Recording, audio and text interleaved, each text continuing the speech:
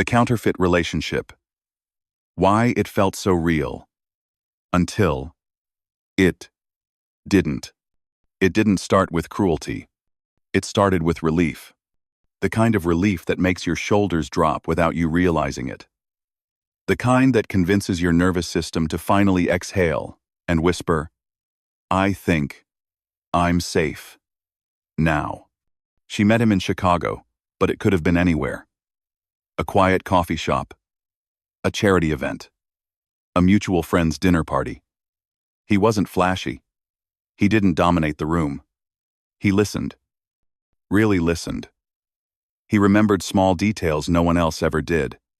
He spoke softly about emotional growth, boundaries, past pain. He didn't chase attention. He offered understanding. And that's what made it dangerous. Because when a relationship is counterfeit, it doesn't feel fake. It feels better than real. It feels like the answer to a question you didn't know how to ask. You feel chosen not for what you give, but for who you are. Or, so it seems. At first, there's no alarm, no red flags waving wildly in the air. There's just warmth, consistency, a sense that this person sees the parts of you others rushed past. You start trusting without realizing you're doing it. You start editing yourself less. You relax. Then something shifts. Not dramatically, not obviously. Just enough to leave a residue of confusion. A moment where you express a need and feel subtly punished for it. A conversation where you walk away apologizing, unsure what you did wrong. His kindness remains, but only when you're agreeable. Only when you don't question the dynamic. You begin to doubt your instincts, not because they're screaming, but because they're whispering, and whispering is easy to ignore. That's the anatomy of a counterfeit relationship. It mirrors authenticity so precisely that you don't realize it lacks substance until you lean on it for something real. Honesty, accountability, mutual care. And when it collapses, the shock isn't just heartbreak, it's disorientation. You don't ask, "Why did he hurt me?" You ask, "How did I misunderstand something that felt so genuine?" That question is the hook. Because once you're there, self-doubt moves in quietly and starts rearranging the furniture in your mind. And here's the truth most people never tell you. The most damaging relationships don't begin as nightmares. They begin as dreams you trusted with your eyes closed. If this resonates so far, subscribe to the channel. Your support helps this space continue creating honest, grounded content that names what others leave unnamed and helps you make sense of experiences that were never your fault. Before we continue, here's a quick question for you. When the relationship first started, did it feel more like a calm, safe, and deeply reassuring? B. Intense, dramatic, and emotionally overwhelming? Comment A or B below. Your answer matters, and it may reveal more than you think. The covert narcissist's greatest weapon. A beautifully manufactured self. What made Andrew so convincing was not charm in the obvious sense. It was coherence. Everything about him lined up. His words, his tone, his values, his reputation. There were no sharp edges to warn you. No ego flares. No visible hunger for admiration. What he presented instead was something far more disarming. Emotional credibility. Andrew didn't announce himself as special. He let others conclude it. He spoke the language of insight, self-reflection, accountability, emotional growth, without ever truly stepping into vulnerability. He knew when to nod, when to pause, when to mirror concern. He understood pain well enough to describe it, but not well enough to sit inside it with another person. This is the covert narcissist's greatest weapon. A self that looks fully formed, ethically sound, and emotionally awake. A self that appears not inflated, but refined. The danger lies in the precision. This wasn't a mask thrown together out of insecurity. It was a carefully manufactured identity, built over years, reinforced by consistency and social proof. People trusted Andrew because nothing about him felt contradictory. He was dependable in public, measured in conflict, generous with advice. He never appeared reactive until something threatened the image itself. That's the part few people understand. The false self is not about deception for deception's sake. It's about survival through perception. Andrew needed to be seen as kind, reasonable, and safe. Not because he was those things internally, but because without that perception, he had nothing solid to stand on. What makes this dynamic so confusing is that the empathy looks real. The concern sounds genuine, but it's empathy without permeability. It doesn't change him. It doesn't slow him down. It doesn't invite mutual influence. It exists only as long as it serves the image. The moment Emily questioned something fundamental, not angrily, not dramatically, but calmly, the tone shifted. Not outwardly, internally. The conversation became about her sensitivity, her expectations, her interpretation. The manufactured self could not tolerate contradiction, because contradiction cracks the illusion. Authentic people can hold tension. They can be wrong and remain intact. A manufactured self cannot. It must be protected, defended, polished. And this is why people stay longer than they should. They are not clinging to a fantasy. They are clinging to evidence. Memories of warmth. Moments of connection. Proof that felt tangible. The hope isn't irrational, it's anchored in something that once appeared consistent. But consistency is not character. And coherence is not authenticity. The realization doesn't come as anger. It comes as grief, because you slowly understand that you weren't relating to a person who could meet you. You were relating to a structure designed to be admired, not known. Why confrontation is a trap. When exposure turns into self-destruction. The moment Emily considered confronting Andrew, it felt like clarity masquerading as courage. Once you see the pattern, silence feels complicit. You want to name it. To lay the truth on the table and finally make sense of what has been happening. You believe that honesty will bring resolution. That if you explain yourself clearly enough, calmly enough, he will understand. That belief is the trap. Confrontation assumes a shared reality. It assumes that truth is a bridge. With Andrew, truth was never a bridge. It was a threat. When Emily tried to address what felt wrong, she didn't meet resistance. She met something far more destabilizing. Composure. Andrew didn't raise his voice. He didn't deny outright. He reframed. He asked careful questions that subtly shifted the focus back onto her tone, her timing, her emotional state. By the end of the conversation, the original concern was gone, replaced by a quiet implication that she was misreading things, perhaps projecting, perhaps overwhelmed. This is how exposure turns inward. Covert narcissists rarely fight for dominance in the open. They fight for narrative control. Andrew didn't need to disprove Emily, he only needed to appear reasonable while she became increasingly distressed. Her confusion became evidence. Her emotional reaction became the story. What makes this especially dangerous is that Andrew had already built credibility. Friends described him as thoughtful, grounded, empathetic. Colleagues saw him as steady and fair. When Emily tried to explain her experience, she felt the room subtly tilt. People didn't say she was wrong, but they didn't believe her either. Not fully. That's when self-destruction begins. You start explaining more, defending harder, bringing receipts. You think more information will help. But every attempt to prove your reality costs you stability, energy, and reputation. Meanwhile, Andrew remained intact. Calm, consistent, untouched. This imbalance is not accidental. Covert narcissists prepare for confrontation long before it happens. They gather allies without calling them allies. They shape perceptions quietly. By the time you speak, the ground has already shifted beneath your feet. There is a particular kind of shock that comes from doing the right thing and watching it backfire. It leaves you doubting not just the relationship, but your own judgment. You ask yourself whether staying silent would have been safer, whether speaking up made things worse. In these dynamics, it often does.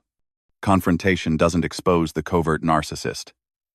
It exposes you to scrutiny, to misinterpretation, to emotional exhaustion. And the cost is rarely worth the illusion of justice. Sometimes the most self-respecting choice is not to speak louder, but to step away before your truth becomes another weapon turned against you. Run, but quietly. The art of the strategic exit. Leaving Andrew was not a dramatic decision.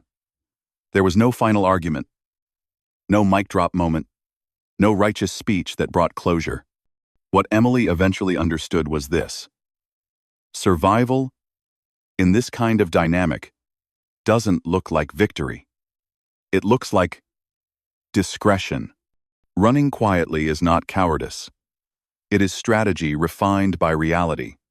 A strategic exit begins internally, long before it becomes visible. Emily stopped trying to be understood. She stopped explaining her boundaries, stopped hoping that the right words would land differently.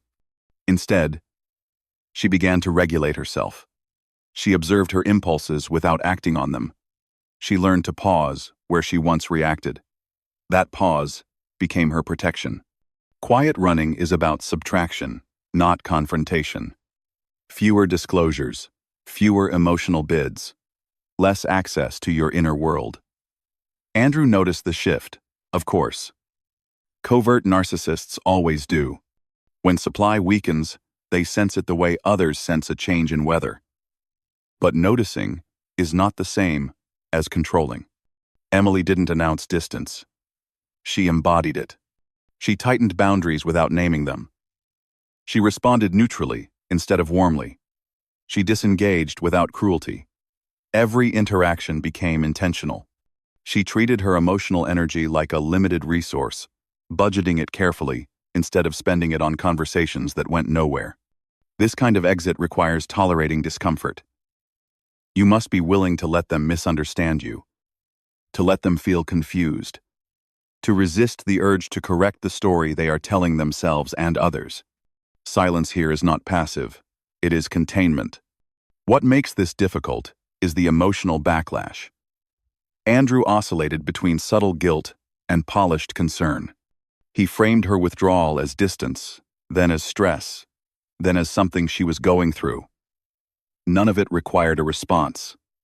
That was the point. A quiet exit also means preparing for escalation without feeding it. Covert narcissists often test boundaries once they feel control slipping. They may become more charming, more wounded, more reflective. The temptation is to re-engage, to reassure, to soften. That softness is what reopens the door. Emily learned that leaving intact mattered more than leaving understood. The art of the strategic exit is knowing that you don't owe clarity to someone who weaponizes it. You don't owe closure to someone who distorts it. You owe yourself safety, stability, and the chance to heal without interference. Running quietly is not about disappearing. It is about choosing invisibility over impact, in a system that feeds on reaction. And when done well, it is not dramatic at all. It is calm, deliberate, final.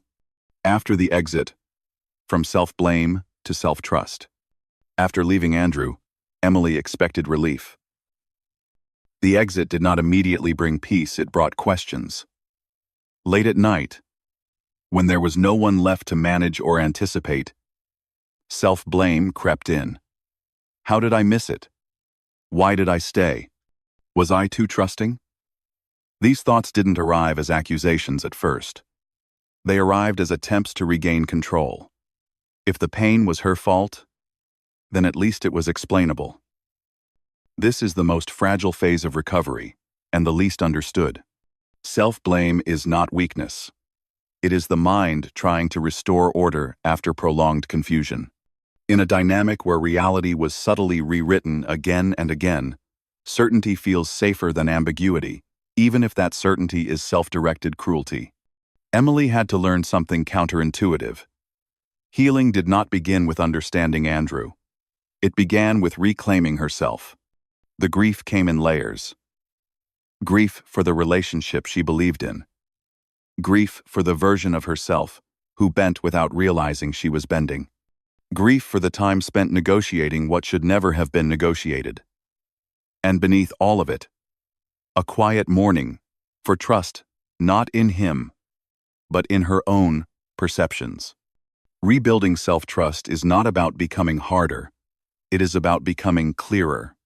Emily started paying attention to her body before her thoughts. She noticed when something felt constricting instead of calming. She stopped overriding discomfort just because it wasn't loud enough to justify itself. She learned that intuition rarely screams. It presents itself as a pause, a hesitation, a sense of not quite right. Slowly, the shame loosened its grip. She realized she wasn't chosen because she was naive or broken. She was chosen because she was emotionally available, capable of reflection, willing to connect. Those qualities were never the problem, they were simply unprotected. As self-trust returned, something else changed. Her need to explain diminished. Her tolerance for confusion shortened. She no longer chased clarity from people who benefited from her uncertainty. Boundaries became quieter but firmer. No speeches, no justifications. Healthy connections began to feel almost unfamiliar at first. There was no intensity to decode, no emotional math to solve, just consistency, presence, ease. And one day, without ceremony, Emily noticed she wasn't replaying the past anymore.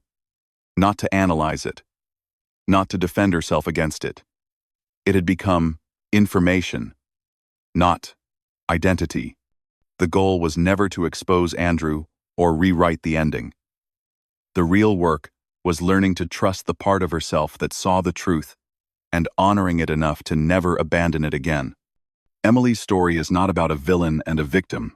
It is about awakening inside a relationship that slowly replaced clarity with confusion, trust with doubt, and connection with performance. What began as safety turned into self-questioning. What felt like emotional maturity revealed itself as emotional management. And what hurt the most was not the loss of Andrew, but the temporary loss of herself. This is how counterfeit relationships work. They don't collapse loudly. They erode quietly. You don't realize something is wrong, because nothing is obviously wrong.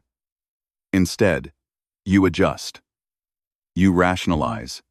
You explain yourself more. You shrink just enough to keep the peace. And one day, you wake up and realize that the relationship requires you to disappear in order to survive.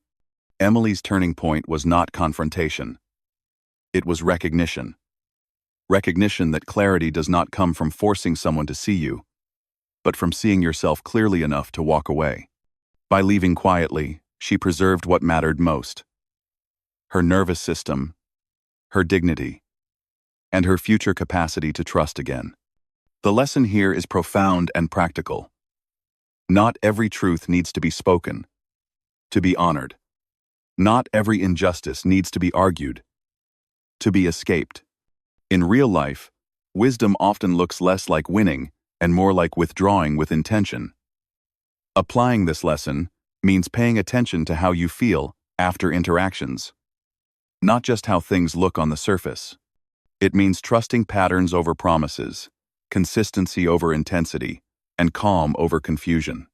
If a relationship requires you to abandon your instincts, explain your pain repeatedly, or doubt your own reality, that is not love asking for patience. That is a system asking for your silence.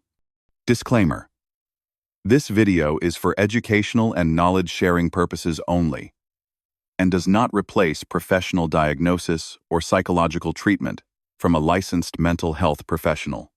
Before we end, Here's a quick question for you. When something feels wrong in a relationship, do you usually, try harder to explain and fix it? B. Pause and observe before acting. Comment A or B below. What's your perspective on this kind of relationship? Have you experienced something similar, or do you see it differently? Share your thoughts in the comments so others can learn from your insight. And if this content resonates with you, please subscribe to the channel. Your support helps keep these conversations honest, grounded, and continuing forward.